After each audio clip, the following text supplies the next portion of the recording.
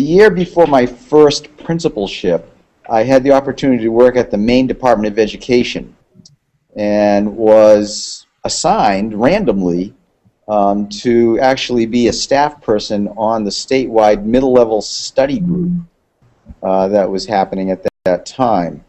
And I was really fortunate in that I basically got a year-long course in exemplary middle-level philosophy because the folks that were on that task force were Maine's middle school leaders. So what happened actually is after I did my year with the department, it was kind of on a leave, I started applying for principalships. And the first principalship I applied for was a high school principalship. And lo and behold, I did not get the high school job. But what they did is they turned around and offered me the middle school job.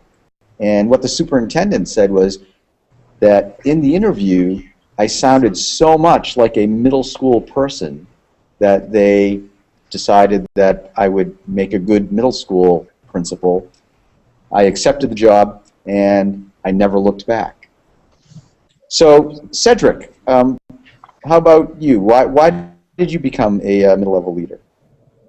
Well, Chris, my journey is probably, if I had the time to tell the whole thing, would be the most interesting story that you could hear. But for the most part, I actually was assigned all leadership positions in middle school by the urging of my mentors. What they said was, I think it's kind of funny now, back then I wasn't sure how to take it, was that you are sane enough to teach but insane enough to work in a middle school.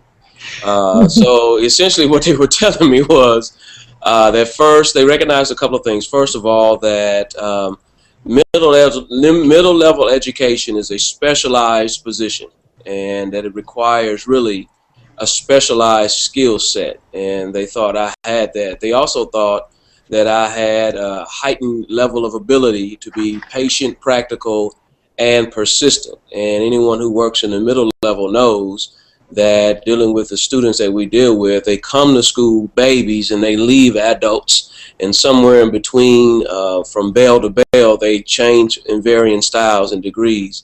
But so it takes a great deal of patience to guide and direct them, but also you have to be able to apply some practical, common sense sort of leadership ethics and tenets to the work. But most of all, I think it was my persistence that really said I would never ever give up on a child, and it's something that has guided me thus far in school leadership. They also said I possessed, and this I have I guess a few question marks about. They said I possess, quote, an uncanny ability to inspire others to support and develop adolescents, and so it just really echoes the sentiment that what we do is really not for everybody. But what we do, once you realize it's for you, then it's something you do forever. And even as a school superintendent, my heart is in the middle school, in the middle schools and in the middle school hallways and classrooms, and I really enjoy doing that. So I'm thankful to those who said they saw something in me that I didn't see in myself. Fantastic. Vicki. Well, I was a middle school teacher and was encouraged by my principal to go into administration, and my first administrative job was that of a high school assistant principal. And although I enjoyed it, frankly, I just missed the middle-level kids and I missed their teachers. There was something very special that was lacking. So when the right opportunity came up to apply for a middle-level principalship, I grabbed it and I never looked back and I never regretted it. Now I'm a professor developing the next generation of school leaders, and I worked with leaders who are pre-K-12, but my heart is still at the middle level, and I still have tremendous admiration for those teachers and love the kids with whom they work. Thank you, Vicki. Jill. Well, Chris, I think I'm the only one here who has not been an administrator. My leadership has been more as the teacher leader. And it really goes back to the day I was hired. My district was opening a brand new 7th through 12th school, and they knew that they wanted the 7th and 8th grade to be in teams, and they were bringing in new teachers plus teachers from the K-8 schools. And they had the foresight at that point to hire 3, I'm not quite sure how to categorize them, but there are 3 consultants that certainly specialized in personal dynamics. And they worked with the teachers that were in the district for a year before the building opened, and then worked with the 7th and 8th grade for 2 years after. And a huge part of that was for everyone to develop a voice, which doesn't always happen in schools. And I was a brand new teacher, so learning to have the confidence to speak up was extremely important. And as a result, my hand tended to go up and volunteer for things, and ended up in some variety of different leadership positions, from team leader to working on big projects like NEASC recertification, etc. And of course, once I had ended up in the middle school, I just couldn't consider going anywhere else. Great. Thank you, Jill. And Lori? Well, my story is a little different. I was actually a high school English teacher and had no intentions of going into middle school. I taught 6 years as a high school English teacher and had done my certification work to become an assistant principal if I chose to, but really wasn't doing anything with it. And I was on vacation one summer and got a call that there was a position available at the high school and middle school and I should put in for it. So I did. And got that call that said, guess what, you're going to a middle school. And I had no idea I would even be considered for the middle school position, or I would have never put my name in. I knew nothing about middle school. I worked with, teenagers who could have real conversations, I thought. So I went to a middle school for 2 years as an assistant principal, and my principal who hired me, I owe him a debt of gratitude I can never repay. He believed in me. He knew I could do it. And it was funny, the teachers, it was just such a different atmosphere. As a high school teacher, I can say my mentality was each man out for himself. You got in there, you closed your door, you didn't work on teams, you fought hard for your kids. And I felt like I was a very good, effective teacher, but I just didn't understand the value of working with other teachers. I didn't understand the value of that collaboration. And when I got to middle school as an assistant principal, I found my teachers were training me. I think I was hired to be the leader, and they ended up leading me. And for 2 years, they taught me how important it was to lead and to guide and to work together and to have that teamwork. So at the end of 2 years, I was happy that finally learning what a middle school student was, still very confused about adolescence, and I got that call from my superintendent that said, come down here and see me. And she told me she was moving me to another school to be the principal. And I said, are you sure about this? I don't even know what I'm doing. And she believed in me and said, I think you can do it. She didn't tell me until right before I was being introduced to the staff that they had asked for an older man with no children. And in I walked, 30 years old and 8.5 months pregnant. So it was a challenge to begin with. I still was not sure, honestly, if I was in the right place, if I was where I could best serve students.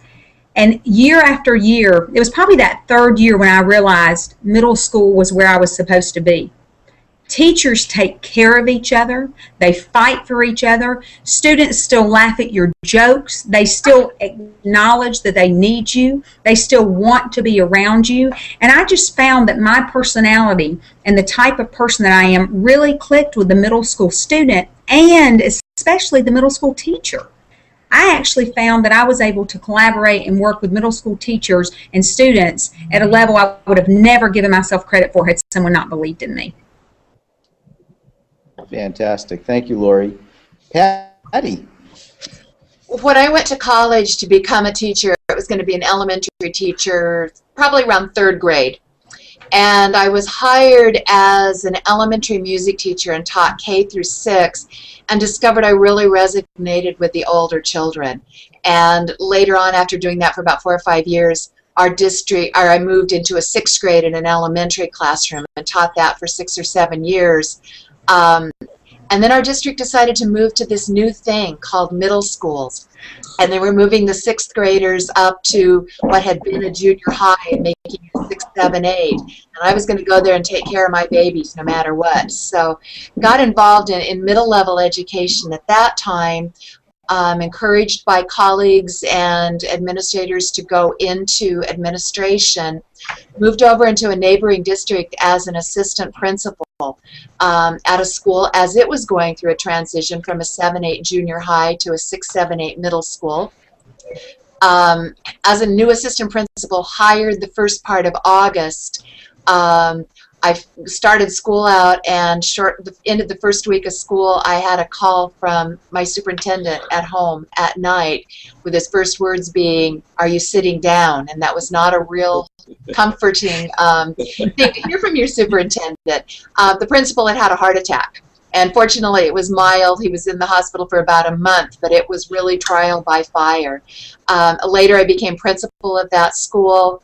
And during that time, I became involved at a state level with my middle school affiliate, and then later on the board and president of the then National Middle School Association, today the Association for Middle Level Education. And then after retiring as a principal in Oregon, I moved out here to Virginia to work for NASSP, and I'm still in the job of supporting middle level leaders.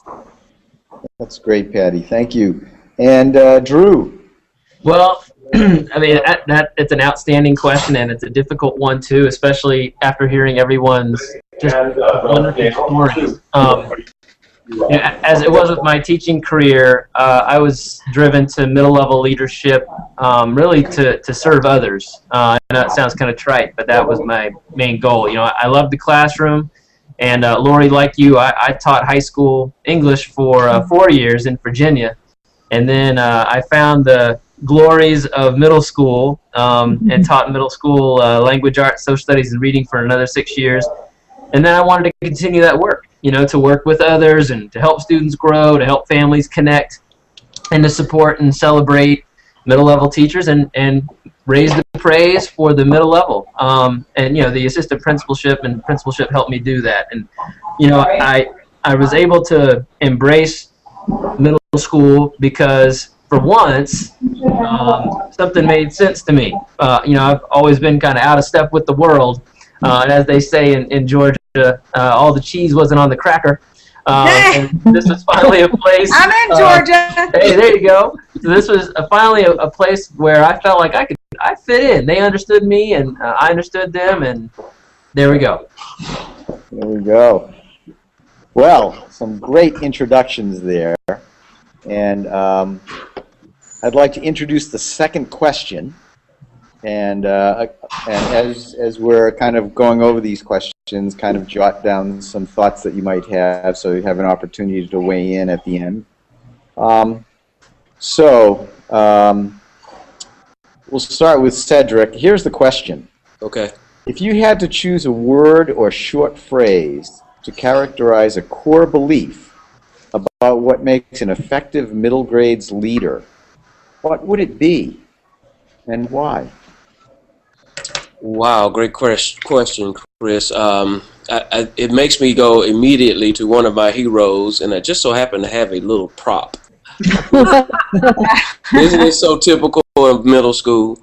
So this is Dr. Cornel West, who is Princeton University professor. It's been quoted as saying, you can't lead the people if you don't love the people, and you can't save the people if you don't serve the people. And that is my core belief that I carry into every classroom and every hallway, that we have to love our students and we have to serve our teachers. And when we do that, I see results that follow. That's great. Vicki. Well, I would say the word that comes to my mind is passion. I would also think that that would be a key word for being an effective leader of anything. You have to be passionate about the organization or the vision, but it so applies to middle-level students in middle-level schools. You have to be passionate about those kids. They are not always the easiest people with whom to work. You have to be passionate about developing teachers who understand and are committed to them. You have to be passionate about your vision and what you're trying to accomplish, and about the importance of collaborating with parents and all teachers for what's in the best interest of those kids. So it's all about passion. If you don't love middle level, and if you don't love teachers who are excited about middle level, you cannot be successful there. Thank you, Vicki. Drew, what's your word or phrase? Well, again, a good question. Emily Dickinson wrote a line that I carry with me, and I've carried with me from the classroom and always, and I carry it when I think about middle grades leadership, and that is, hope is the thing with feathers that perches in the soul. Everyone has hope to be something greater, and that's particularly true at the middle level. Kids and teachers and parents, they all want to be something greater. So, and I think an effective middle grades leader sees the possibility, nurtures the potential, and then lifts the hope of everyone in the school. Emily and I, though, we arm wrestle with that line too a little bit, and it's a hot contest. As the principal, you can't just hope that things are going to get better. You are an agent of change and an agent of action, and so you have to see and deal with issues that can hold down that hope and hold down that possibility. So there you go. Great. And I'll weigh in at this point. If I had to choose, there's so many words, but certainly one I would choose is the word model. And I'm reminded of a quote that's been attributed to Mahatma Gandhi, that we must be the change that we want to see in the world or in others. So, I take that to mean that, if we want our students and teachers, the folks that we work with to, be things like lifelong learners, to be risk takers, to be collaborative, all those, great characteristics, we have to model those things. It's said lots of different ways. We need to walk the talk, that kind of thing. So, whatever our core belief may be, or our set of beliefs, I think that as leaders, we have to model not only the behaviors, but the attitudes that support those. I'm also reminded that I remember being told in a leadership conversation that it really only takes, 3 to 4 years for a school to reflect in its culture the core values of its leaders. Mm-hmm. And that's a lot of responsibility. So we really need to constantly be modeling whatever it is that we truly believe. So that's mine. Lori. For me, the key word, I really have enjoyed hearing your quotes. I send out quotes to my staff every Monday, kind of as a motivational, so I've been stealing your quotes that you've done along the way, and I'm kind of disappointed I don't have a quote to share with you. But for me, the word is relationships. Everything we do in this building, in serving our teachers and serving our students, is about building relationships. I truly believe that a strong, productive leader serves others first. I go back to what one of my colleagues just said earlier. If you're not really caring about the people you are serving, and if you're not really serving the people you're leading, then you're not leading. And I think that so many things that we've accomplished at our school at the middle level and turning our school around, we were a very low-performing school, was based on relationships. And while it was very important to have a mission and a vision and a plan to get there, it all started with relationships. I can't tell you the number of things that have happened based on, will you do me a favor? It's a lot easier to build what you need on relationships than it is on mandates. You can't use the role of leader to mandate what happens. You have to use the role of leader to build relationships so that people want that change to happen. A key for me is that the changes we've put in place are changes teachers believe in changes teachers knew needed to happen. We never went at it from, you must make this happen. We went at it from, we believe this should happen. And you can't do that if you don't build relationships. And we've turned that around in the classroom as well. We don't tell students you have to pass this standardized test. We want students to want to meet achievement goals. We want students to want to be successful. And you don't do that without building relationships and getting them to believe in it. One of our key things that we stand on here is that everything that a child believes in is what's important. If a child believes that Beta Club, band, football, science, Olympiad, math class is most important, that's what we believe in, because it's a common place to start so that we can work on what's not common. And when you build those relationships, you go to a football game, high-five the kid when he's coming off the field at the end, and then you teach him science the next day, I bet he pays attention, whether he cares about science or not, because he sees you care about him. So for me, the key word is relationships. That's great, Lori. Thank you. So, Patty, your turn. Word or phrase? Well, I'll start out and I'll give Lori a quote since she said she wanted to use one. And Good, thank you. Brought me up to mind. And that's one by Dr. James Comer that says, no significant learning occurs without a significant relationship. One of my favorites. So if you hadn't said relationships, I would have probably chosen that word. But instead, I'm going to choose the word commitment. Because I think middle-level leaders need to be committed to young adolescents. They need to understand their development. They need to challenge them. They need to understand their quirkiness. You know, what works best for them. It's a unique age group. And they need to be committed to do the right thing by those kids. And sometimes that takes a lot of courage to stand up for what's right. You know, we need to be advocates for young adolescents, for our school, for our students. So commitment is real high on my list. Excellent, excellent. And Jill? Well, I'm going to sound like a typical middle school kid and say, well, they all took mine. Certainly when I think back of the principals I worked for, passion was right, you know, that was extremely important. Relationship piece, absolutely. Commitment, it goes on and on. So to add to that, I would have to say that one thing that I really appreciated from a principal was the ability to listen to what had to say and to think beyond their own biases. I worked for a number of principals who do not have any middle level background.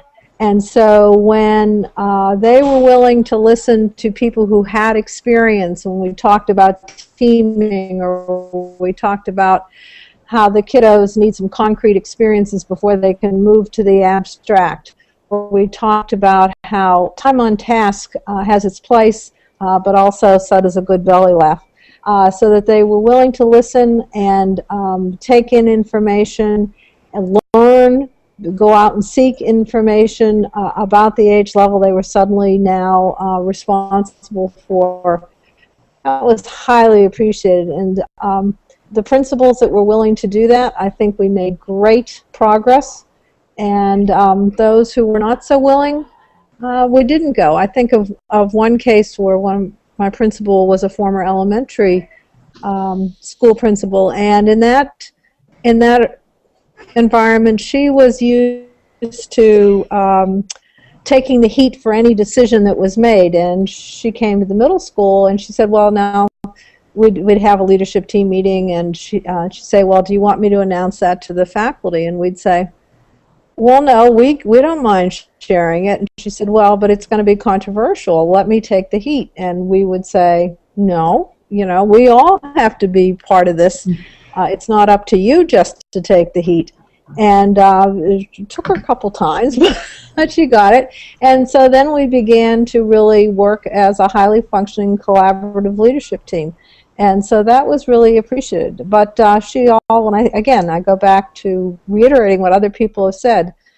The folks that have been most effective, whether they were a teacher leader or the leader, the administrator, that passion was there, that love being willing to put the kids first, being committed to the age level and to the parents and helping them through it, and also being excellent at building relationships was just huge. Thanks, Jill. So, so many great quotes and great words. So here's a follow-up question, maybe for conversation. What did you just hear from your colleagues that really resonated with you, that you'd really kind of like to comment on, follow up on? I see that Patty, your hand is up. What are your thoughts? Well, one of the things that struck me is in a lot of the leadership we do here at NASSP, we talk about real quality leadership being a combination of your knowledge, your skills, and your attitudes. That it's where those three things come together and blend together that you get the strength of leadership. And when I was listening to everybody talk, it struck me that for the most part, the things we were talking about fell into that attitude circle. That it's the mindsets, the beliefs, the values, the attitudes that we bring into the job. And while we can gain more knowledge and we can practice our skills, it's that internal piece of what we believe in, I think, that really comes through and helps us pull it together and to be effective leaders. That's great. Go ahead. Yes. I feel like a middle schooler raising my hand. Or maybe not. I thought for me what was interesting is that each of the words or phrases that were used couldn't really happen without what the other one said. You know, relationships are extremely important to me, but you can't do that unless you're committed to building it. You can't do that unless you have a passion for building it. So you can't do that unless you first model it. And so I thought it was interesting that each of the things we picked, as Patty said, were more attitude-based, but also that we're each required to make our other one word or phrase actually doable. And Mr. Toy? Yes, Mr. Drew.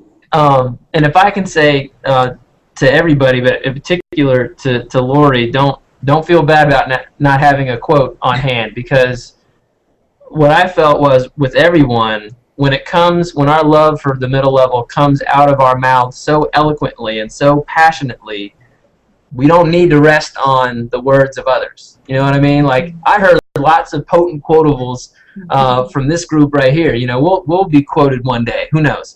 And then what also resonated with me was, you know, in this age of accountability and data and quantifying our jobs, what we said was everything that cannot be quantified.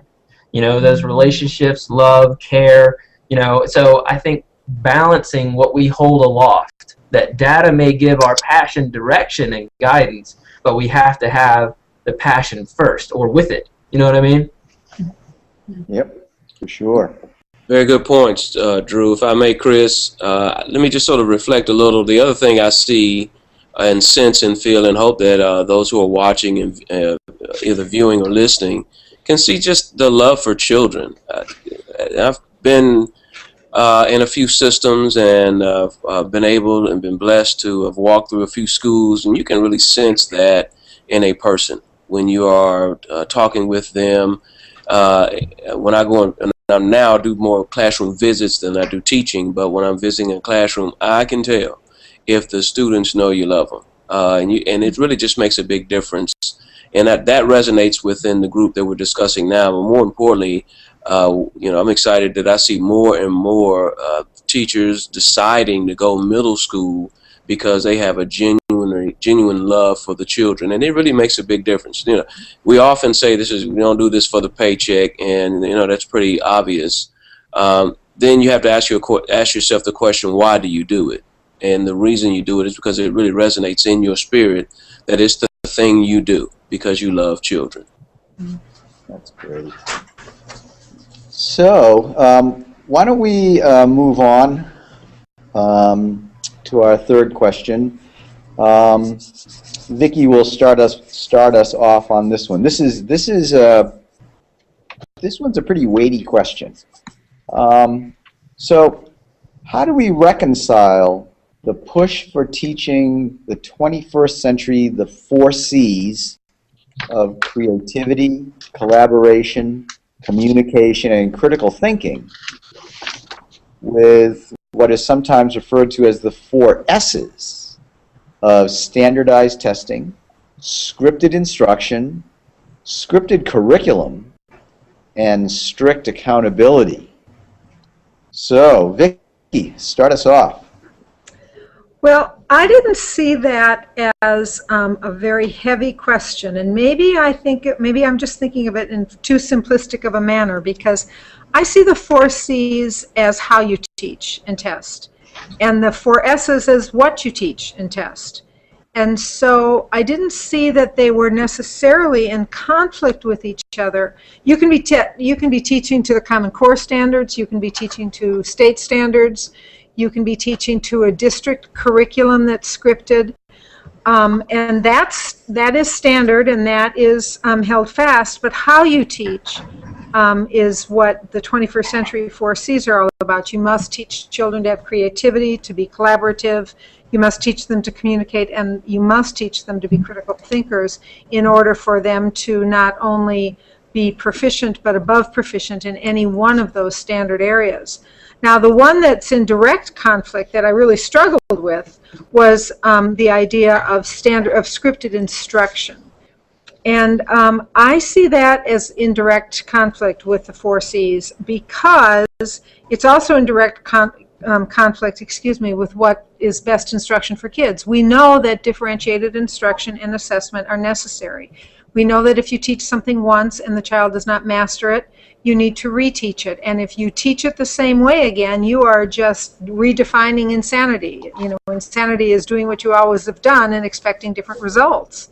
So you have to differentiate. And I would take it on there, and I would say if I was a middle-level leader and I was told that we needed to have scripted instruction, I would begin to engage in one of those leadership skills that's so important, which is called advocacy. Because you cannot use scripted instruction and differentiate and teach to various learning styles and teach to various intelligences and expect to reach all children. So I don't see them as that much in conflict until you get to the scripted instruction, and then I would say you have to then add in that one leadership skill that's so important, is for advocacy. If a child doesn't get it the first time, you have to reteach it differently. But as a rule, the 4 C's and the 4 S's can go hand in hand in terms of what you teach and test and how you teach and test it. Great. Thank you, Vicki. Patty, what do you have to say about this? You know, we hear a lot today about teaching our students to be career and college ready. And I'm going to add citizenship ready to that mix.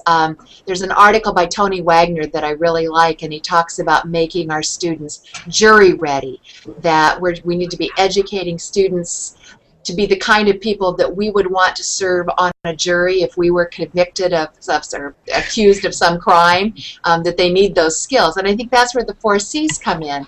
You know, students need a baseline of knowledge, but they need to know how to apply that knowledge in a variety of ways, in the creativity, the collaboration, the communication, and the critical thinking.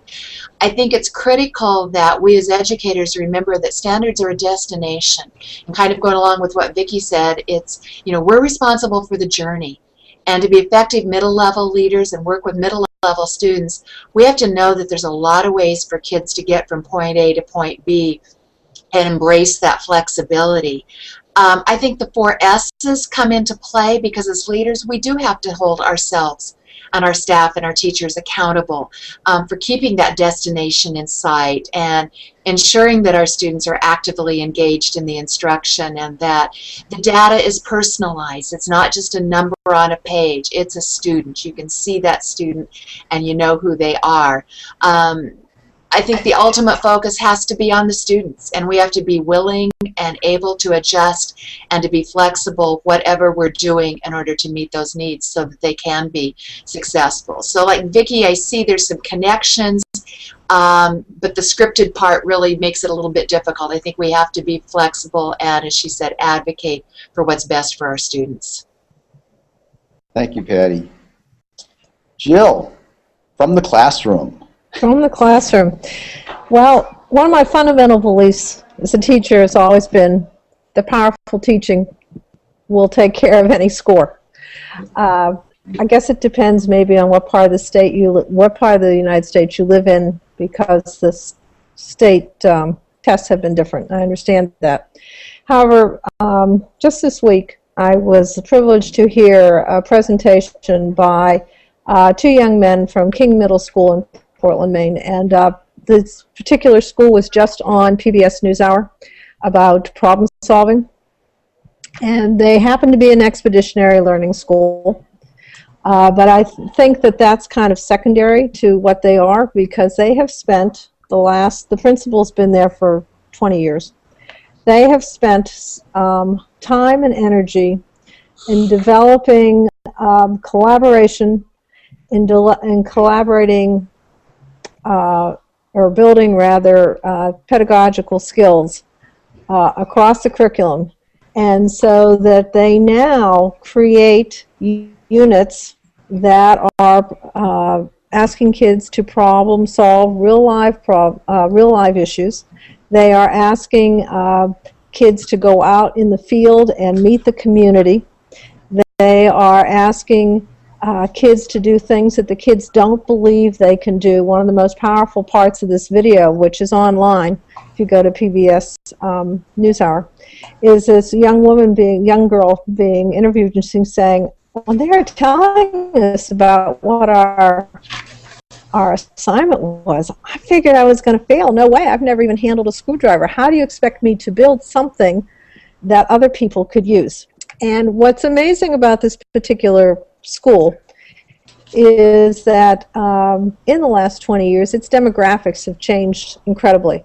Maine is a pretty homogeneous state as far as race, except for two of our cities where they have been resettlement cities for Catholic charities, and so there are a number of West African or Caribbean folks who are literally leaving home because things are so bad. So the school has, I don't know, maybe 20 languages in it.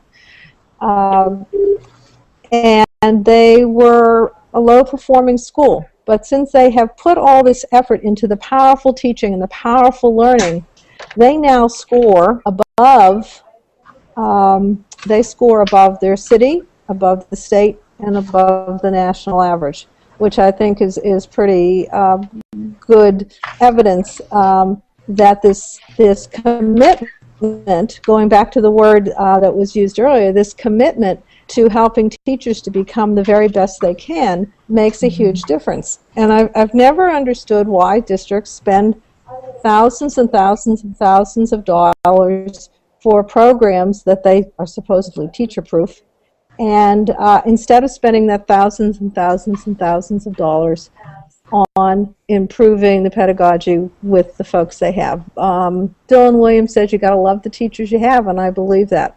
So yes, we want to communicate and we want to collaborate. These 21st century skills, well, I think those are also the skills I was working for in 1973. So we need to think about how we can best use the limited resources we have to help everybody that's dealing with children become the very best they can. Thank you, Jill. So, Drew, what do you have to say about this? Well, goodness, my brain, my synapses are just firing after hearing everybody say what they had to say, and it's a great question. I think it's the job of any educational leader to question the very fences that we erect in the name of education. You know, we put up these parameters, but for what purpose? So first, I'd question why we need to create a competing paradigm like this. You know, do we create definitions of learning to help kids or just to create boundaries? So, you know, here's my reconciliation. Much like the picture that's behind you, Chris, with the train, you know, you have to have two rails to make a track. So in some ways, the learning, as it's represented by the 4 C's, can coexist with schooling, which is represented by the 4 S's. Learning is by its nature, it's messy and it's complex. Schooling places a structure on that learning. So in a way, it's I'm going to mix some metaphors here, but it's like making a stew or making a soup. You know, we throw in the ingredients and we cook it with care and with compassion. But you know, cooking takes place or should take place in an orderly, clean kitchen with accurate temperatures, and also though with the unwavering acknowledgement that you know you're cooking with love and with compassion for your customers, and you're not cooking alone, and your customers are ultimately the kids. So I think that the 4 S's and the 4 C's can coexist, but you got to care about first who you're serving. All right. Thank you, Drew. So, Lori, what do you have to say? I actually agree with Drew. I think not just they can coexist, but they should coexist. I think the 4 S's, when you look at standardized testing, scripted instruction, scripted curriculum, all those things, strict accountability, I think that they make educators accountable.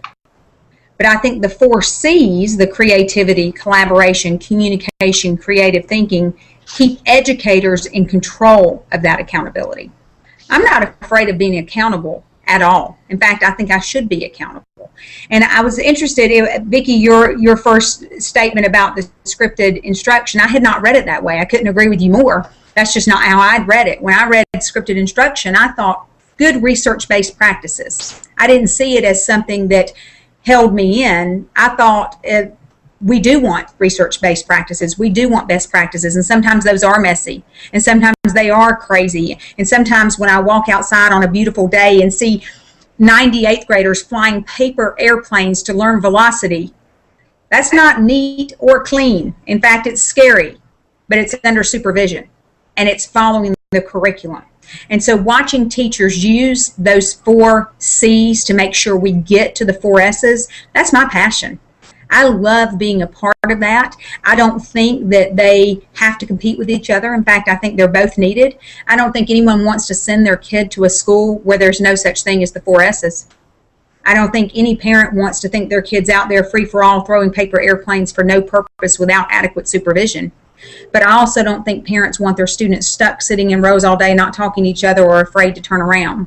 And so I think it's that striking the healthy balance, and I think that's what I love about middle school. I think middle school is the perfect place to be accountable but with control over your accountability. And I think that's what teachers want. They want the respect to show we should be able to control that accountability. We should be able to use our knowledge, our expertise, our skill, our leadership to get to those standards that are set for us to get to. So I don't see them as negative. I see them as a positive, working together to make sure we're serving students in the best possible way. Thank you. Thank you, Lori. So I have my quick thought on this is that I tend to agree with Daniel Pink. And his book on drive, kind of what motivates us, and what I think I believe is that motivation, accountability, performance, things like that, they need to be intrinsic. And the one of the concerns that I have about strict accountability and certainly scripted instruction is that they're external. They don't draw on the love of learning that we really want from students. What I believe is that if we pay attention to our core beliefs and focus on those in the context of the 4 C's and what we know about good instruction and learning and all of those words that we kind of started out with, I think that the S's will be addressed. And again, it really is a matter of balance. And I guess what I'm feeling, and you know, as I talk to folks, is that balance, it's a dynamic balance, which is good, but sometimes the students' welfare and our core beliefs are secondary to some of those accountability systems. Maybe we can have a conversation about that in a couple minutes. Cedric, what do you have to say about this? Well, maybe mine will be more of a summary of what everyone has contributed thus far. I think we reconcile the 4 S's and the 4 P's. I'm sorry, the 4 S's and the 4 C's with the 4 P's. Persistence, planning, prioritizing, and problem solving. That is persistence in sticking with what you know is right for students, planning to be sure that the 4 S's and the 4 C's get equal play, prioritizing what is important and what simply will have to wait, and then problem solving and a constant loop of feedback and follow-up so that all of these things strike this delicate balance that you just mentioned, Chris. Drew, would you like to weigh in at this point? Yeah. Well, first of all, just kudos to and pats on the back to everybody for their answers. I'm honored to be even sitting here in this conversation. Something resonated with me that Lori said in particular about what parents want. That parents don't, parents want, they have a vision of school, and that balance to achieve what they are looking for is what we need to do. And I think one of the lessons that I learned as a leader was, are you really listening? Are you really listening to what people want, or are you just doing what you think you should be doing? You know what I mean? Mm-hmm. Back to that train track, metaphor. Do you have your ear to the rail to really hear what's coming down the line? So there you go.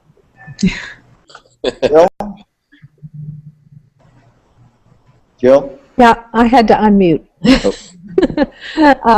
Well, I have pretty strong feelings about here, and if I trusted that every administrator or every state official interpreted the 4 S's as I've heard you all do it, then I'd feel pretty good. However, during the election process, the primary election process, social studies teachers were afraid to take the time to follow it with their students because they were so afraid of the state test, and that if the kids didn't pass the test, they wouldn't be passed to the next grade. And this particular school was 97% African American, and Obama, no matter whether you like him or not, he was the first African American running, and not to be studying that primary process, I think, is egregious malpractice. But in another school where they are up to, they're likely to be visited by somebody from downtown. They're not on the right page and doing precisely the right kind of instruction, which was recitation, then they are in big trouble. And so I see the standardization, the scripted curriculum and instruction in many places that I've seen and that I've read about really limiting what is happening in the classroom. Now, I am certainly in favor of accountability. I am certainly don't have any problem with standardized tests to a point.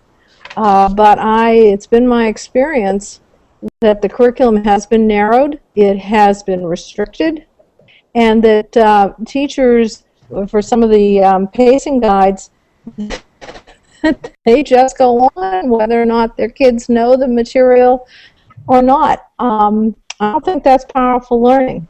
And we haven't talked anything about student choice and voice, about where that comes in and how that helps us make curriculum decisions and build that sense of collaboration. And again, some people are fearful of including it because of the pressures, the very real pressures they feel from their administration, and it may not be their middle level principal, it may be that, because that person may be under tremendous pressure also. It may be from central office, it may be from the state, and it may be all perceived pressure, but it's real. And so that's my big concern, and I'm hoping more and more middle-level administrators and superintendents like Cedric are willing to speak out and define the 4 S's as you all have. Because I think there's a whole generation of children who have been not served well, and I also think there's a whole generation of new young teachers who have never had the experience of planning a unit based on students' interest and student needs as well as standards. I have a comment that's, I guess it's not so much on the content of the question, but something that I noticed that I think is a good reminder for us all. And I noticed that in Vicky's interpretation of scripted instruction, which probably was pretty much what I was thinking of, and yet Lori's interpretation was very different. And I think that's a good cautionary note for us as leaders, to be sure that when we're using terms, when we're using phrases like that, that we know what each other means, because I think we all agree very much on what we believe about that, but the difference in terms and the different interpretations and connotations of those words resonated differently in each of us. And I think that's a lesson that as middle-level leaders we need to take with us wherever we go. True. I would agree. I think you're right in that probably each of those terms would bear a significant amount of conversation, because I think you're right, we don't necessarily understand them the same way. What concerns me a little bit about anything scripted is that to some degree they bring into question the professionalism of educators. So, for example, I know I have colleagues that I have a lot of respect for, that when I talk to them about things like project-based learning, and I'll invoke a name of Mark Springer, who has written two books anyway on project-based curriculum, where essentially the curriculum, as he would describe it, it's a blank slate at the beginning of the year. If you asked him, so what are you guys going to do this year, he would say, you know, we don't know yet. However, if you asked him what academic standards and what core values and what beliefs and skills and things like that are you going to have the kids work on, he would be able to tell you that, you know, quite succinctly. And so, you know, in that sense, even the what is going to be studied is a little different. There is a what, but it has nothing to do with content almost. Jill, am I explaining that correctly? You've talked to Mark as well. With Mark, he's using the standards. What he works with kids is to say, all right, here are some of your big questions. Within the next quarter, we also have to address these standards. What are some ways that we might address how to give evidence when you are creating an argument as we study, and let's say they were something interested in the environment. And so he brings in a lot of student voice and choice. The standards are all there. I mean, his kids had to take tests as well as anybody else, and but it's looking at the kids' big questions that they are interested in that relate to their life and to the universe. And well, I've looked at what his kids have studied. They essentially comes out and does pretty much the regular curriculum anyway. but it's the way they get at it. So the standards are still there. There's just tremendous building of student input, and so the kids take responsibility for their learning because they have helped set the direction. Yeah. Thanks, Jill. Let's move on to our final question. And Jill, you'll be kind of continuing on here. Middle-level leaders often encounter situations that that put them kind of in the middle of a lot of interest groups or of opposing points of view, but they're all very interested in the welfare of students. So how is middle-level leaders? Have we kind of seen some of these issues or dealt with some of these issues, and how have you actually done that? Could you talk a little bit about that, Jill? Sure. One of my favorite questions when I go into a school is, if I stopped 3 different people in the hallway and asked them what are the 2 or 3 things this school stands for or you are working on, would I get the same answer? And quite often, whoever I'm talking with sort of looks down at the floor or says, no, probably not. And the more I thought about that, I relate that to a conversation you and I, Chris, had with the superintendent of the Detroit Public Academy for Public Service. That's not the name of it. Service Academy. Yes, it's a charter school. And she was explaining how they were very clear about what they stood for. And I thought, oh, I'm very jealous of that, because I'm not sure that as public schools we are ever that clear to what we stand for as far as how kids are supposed to be educated.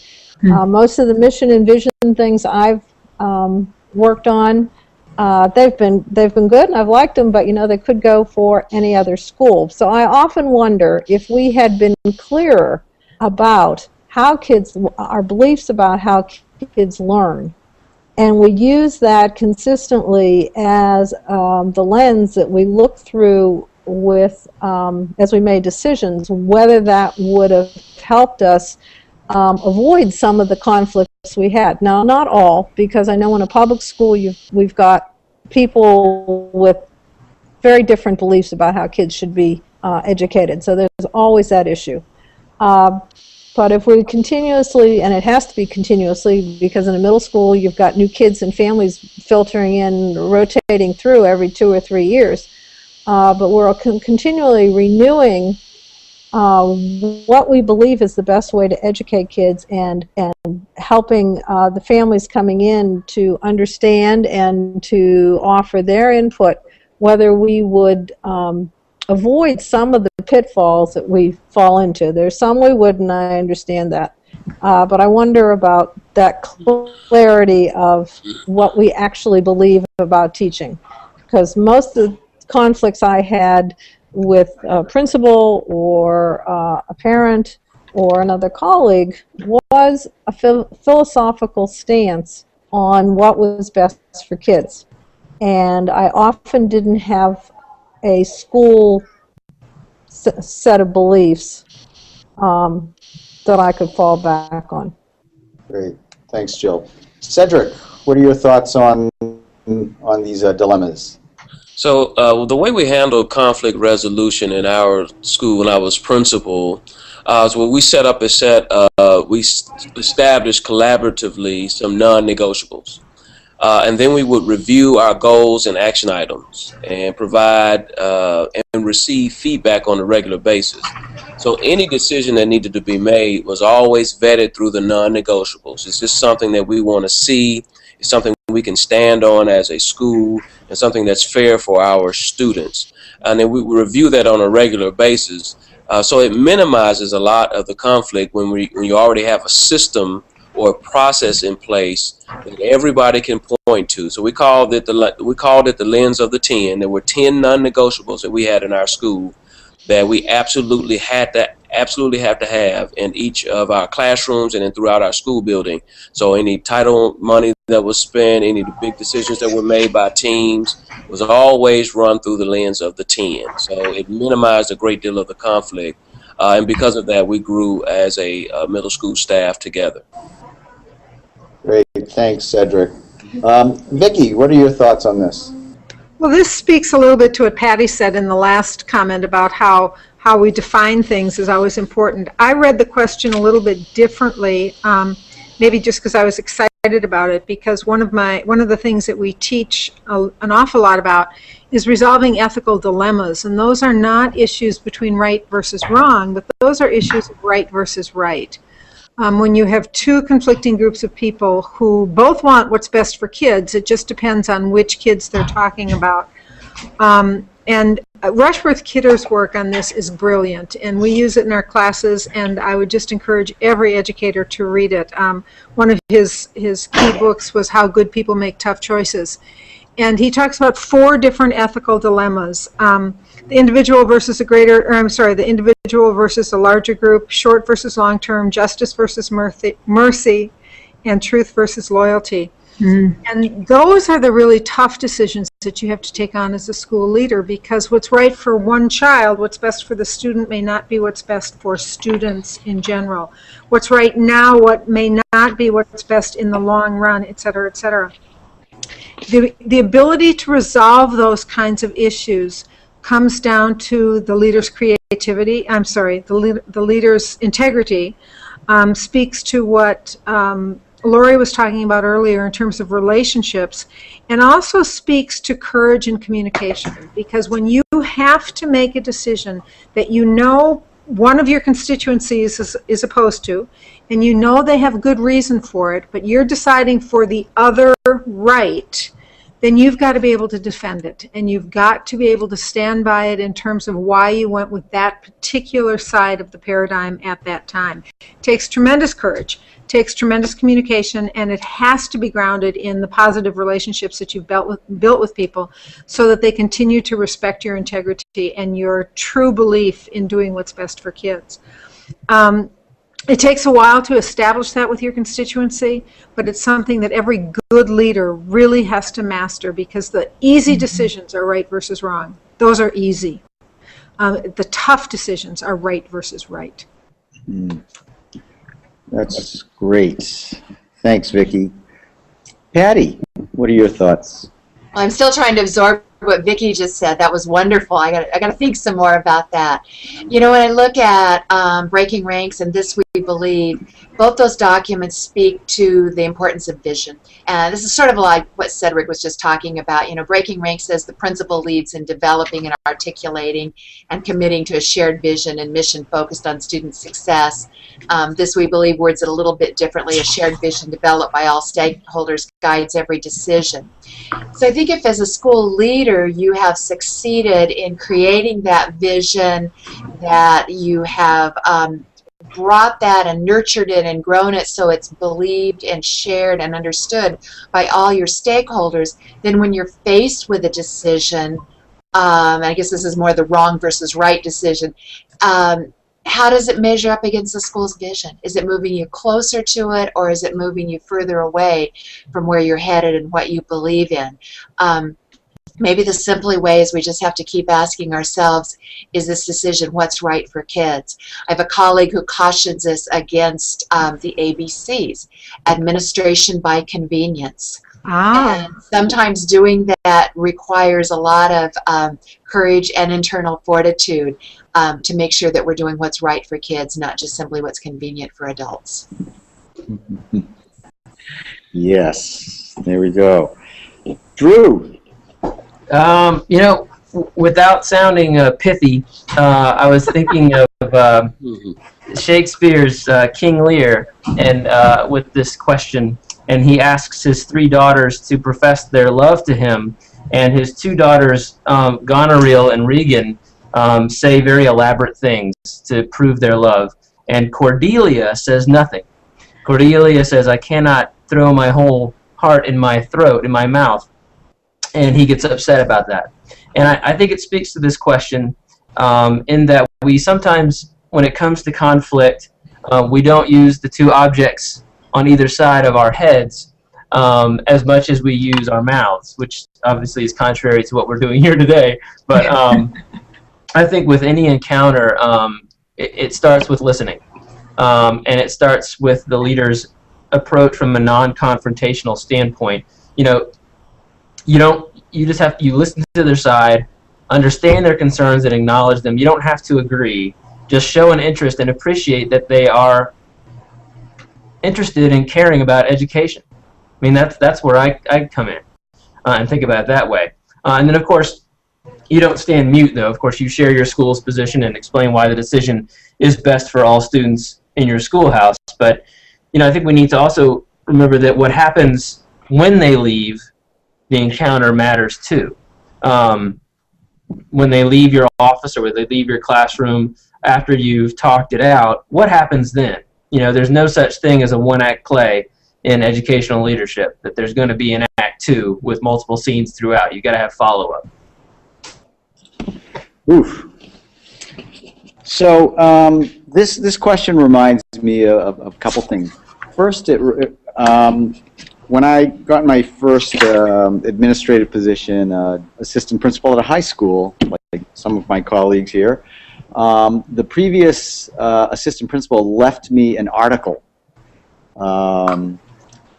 wrapped up with some tea bags, and the tea bags were obviously for me to kind of relax and enjoy myself from time to time. But the article was entitled Quadrivalence, and that's a concept out of chemistry where you have molecules that have 2 charges. They're bivalent. They have a plus and a minus. Quadrivalence is a molecule that has more than 2 charges.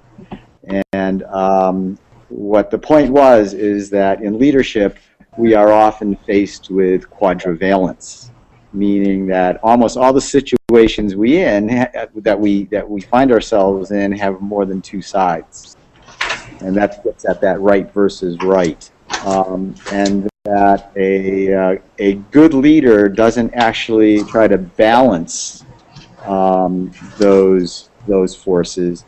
A good leader determines which of those directions that they're going to go in, and they reconcile themselves to the fact that in order to do the right thing, they will make people unhappy. And the wisdom is that you make the right people unhappy if it comes down to that. So quadrivalence, it's just a way of kind of reconciling that none of us is wise enough to make everyone happy. And in fact, there's an old adage that says, if you try to make everyone happy, you will make no one happy. And then the other piece is comes out of some work that Jill and I did with a school in Philadelphia. And I thought this was pretty cool. When they were trying to make decisions, they kind of put it through this sieve, if you will. They said, we would do what's best for students first. So students would come first, teachers would come second, and administration would be last. And the way that was that played out was that teachers were very willing to be inconvenienced, if you will, or to work harder or do things that they might not necessarily want to do if they believed that it was in the best interest of students and that it was not administration by convenience, so that they were fine with being second to the students as long as administration was third. And of course, any administrator worth his or her salt would be fine with that because the students would be coming first. So I thought that was a very interesting way to kind of look at that balance. And so, Lori, what are your thoughts? Well, I became a principal at a very young age. I will admit to you that I didn't know how to be a principal. I didn't know how to be a good leader. All I did, I was the fourth principal in 5 years in a building that had been open 5 years earlier. I spent the first year surviving. And I think that actually put me at a disadvantage in my next couple of years because I had to react so quickly to everything because I was worried about doing everything correctly. And what I've learned is when there's conflict, truly there are very few decisions that have to be made quickly. There are very few decisions that time doesn't benefit. I've learned that unless someone's safety is at risk, usually taking time to step back, consider the full consequences of decisions, solicit input when necessary, that's what makes a good decision. And then in making that decision, I really appreciated what Jill said earlier about a school truly believing in something, about a school truly standing for something. And when she asked that question, would there be people, if I asked them, what would they say? I got to admit, I pridefully sat back and thought, I think my teachers could answer it. I do. But we've been together for 9 years, and I think that one of the problems you see today is when something's not working, let's boot the principal real quickly. Let's transition, let's move people, let's change. And I think the lack of stability is one of our major problems. I do. I think that moving people in and out before you have a time to see what's right. I think that we're too often to be pressured to make quick decisions in education. And I've found unless someone's immediate safety is involved, you know what, I don't have to make quick decisions. I'm confident enough in myself now to know whom I need to consult, who I need to work with, who I need to talk to. And sometimes those decisions seem inconsequential, they seem insignificant. Maybe, it's a silly, upset student, parent, teacher, or we didn't have the right cookies in the cafeteria. Those kind of things are meaningful to kids, especially at middle school. And when you take time to think through them and you make your decisions based on your mission and vision, if, as Jill said, you have a true mission and vision, if, as Jill said, people really believe in what you're about, then it's real easy to make decisions on that. And I've found it's easy to make hard decisions. I used to have such internal conflict when I had to tell someone a response they didn't want to hear. And I don't struggle with that as much anymore because I know that I'm making the decision after thoughtful consideration, after taking time to consider all input, after collaborating with people that need to give input, and then based on our mission and vision and what we've all agreed is best for our school. And so it's real easy, even with a colleague I have a very close relationship with, to say, I'm sorry, I don't agree. Based on our mission and vision, based on what I've looked at, this is what we're going to do anyway. And then there aren't usually hurt feelings, because there are times too when I'm wrong. When in weighing the decision that I was going to make, I'm able to see the other input was better. And when teachers see me admit that I'm wrong and change my mind or go a different avenue, they're willing to do the same thing when their initial reaction wasn't going to be best for kids either. And so it really has decreased strife and internal conflict and hurt feelings because we all believe in the same thing. We all believe in building relationships with students so that students will be successful. We all believe that believing in students makes a difference. And we all believe in striving to reach and motivate students. Our mission of striving to reach and motivate students is accomplished through our vision. Get them to school, keep them safe once they're here, build relationships with them, make them see that they matter and make them feel that they matter, and then teach. So whenever we're making decisions, does it meet our mission and vision? We live and breathe that mission and vision. And so not making quick, irrational decisions, making decisions based on something truly we believe in has made conflict so much easier to deal with. And I've got to say, Drew, on a separate note, you and I would have been great team teachers in high school together. That is for true. That is. I have that passion for Shakespeare. Well, to thine own self be true, Lori. Absolutely. There we go. Wow. So there's a lot here to digest, just among ourselves and certainly with our audience, our YouTube audience. I think that Vic Vicki, Lori, Patty, Jill, Drew, Cedric. It's been amazing to have this conversation with you all. I think what's great is that it's been archived, which is good because so much has been said. We can come back to it. What I'd like to do before I hand it back to Patty and Drew is I'd like to invite our YouTube audience to, as they watch this series, you do have the opportunity to make comments. And you can ask questions of us or of one another. You can give us your insights, and I invite you to do that, and I invite you to subscribe to this channel. And also remember that we are being sponsored by the 2 national associations. So I will turn that over to our sponsors. Patty? I would just like to say goodbye on behalf of NASSP and thank you for joining us and for all the people who participated in the panel. It was great.